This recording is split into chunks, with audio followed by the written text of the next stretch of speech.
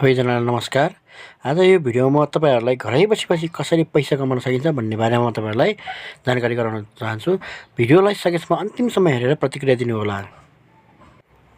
पहिलो नम्बरमा तपाईहरुले भ्लगिङ गर्न सक्नुहुन्छ। अहिले भ्लगिङ स्टार्टिङ गरेर धेरैले राम्रो पैसा कमाइरहेको छ। जति पनि दिदीबहिनीहरु घरमा बसिराख्नु भएको छ भने त्यसै खेर नफाल्नु होला समय। तपाईले भ्लगिङ स्टार्ट गरिहाल्नु होला युट्युब च्यानल खोलेर। त्यसमा पनि तपाईले लाखौं पैसा कमाउन सक्नुहुन्छ। र दोस्रो नम्बरमा रहेको छ मुकबाङ। हामीले तपाईले कति खान सक्नुहुन्छ, थरीथरीको परिकारहरु बनाएर पनि मुकबाङ बनाएर पनि खान सक्नुहुन्छ। तपाईहरु घरैमा बसेर सजिलो छ पैसा कमाउन है।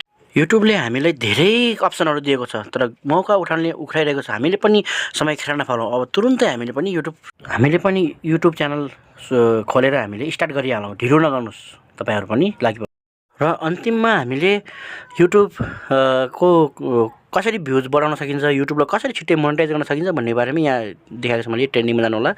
यसरी गइसकेपछि हामीले ट्रेन्डिङमा के विषयहरु छन्, यी विषयवस्तुहरुलाई हाम्रो कन्टेन्ट बनाएर हामीले पनि हाल्न सकिन्छ। यसरी नै कन्टेन्ट यो ट्रेन्डिङमा देखाएको कुराहरुलाई हामीले फलो गर्यो भने झन् हाम्रो युट्युब च्यानल छिट्टो ग्रो हुन्छ। त्यसैले हामीले तुरुन्तै यस्तो कुराहरुलाई चाहिँ ख्याल राखेर हामी अगाडि बढ्नु होला। हामी अगाडि बढेमा तुरुन्तै हाम्रो युट्युब च्यानल ग्रो हुन्छ। मेरो दुईटा युट्युब च्यानल ग्रो भइसकेको छ। 2 महिनामा दुईटै युट्युब च्यानल 1 महिना भित्र मेरो ग्रो भइसकेको छ। मैले तपाईहरुलाई यसरी देखाइरहेको छु।